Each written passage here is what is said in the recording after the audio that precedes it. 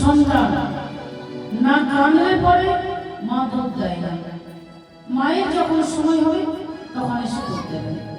কিন্তু সে সন্তান যদি কাঁদে তখন মা যেখানেই থাক ছুটে এসে দুধ দিতে বাধ্য হয়। সেই প্রকার জীবাত্মা যখন ভগবানকে ডাকে তখন ভগবান যেখানেই থাক এসে উপস্থিত হয়। তো ভগবানকে ডাকলে ভগবান গরুরের পিঠে আহরণ করে আর সেই সরোবরের তটে আসছেন। গরুর ঠিক মতো আসতে পারছেন না।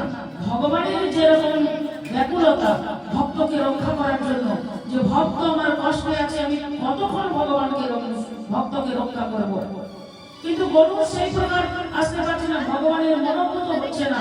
তখন ভগবান কি করলেন, গরু থেকে ঝাঁপ দিয়ে দিলেন। ঝাঁপ দিয়ে এসে সমুদ্র ওই সরোবরের তটে এসে উপস্থিত হলেন। সরোবরের তটে উপস্থিত হয়ে গজরাজকে রক্ষা করবেন। গজরাজ ভগবানকে দেখে অঝরে কাঁদতে লাগলেন।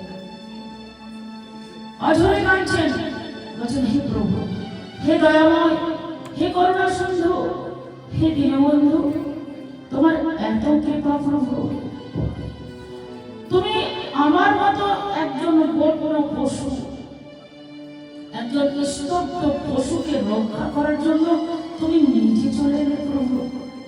তুমি তো অন্য কাউকে দিয়ে পাঠিয়ে দিতে পারতে। হে প্রভু, আমি কি দিয়ে তোমার পূজা করব?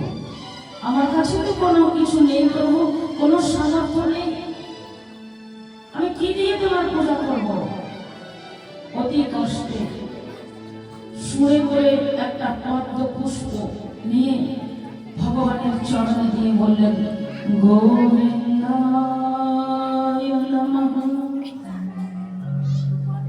ভগবান অনেক আগে থেকেই বলে রেখেছেন, পত্রম পুষ্পম ফলম তোয়ম যুগে ভক্তা প্রযচ্ছতি।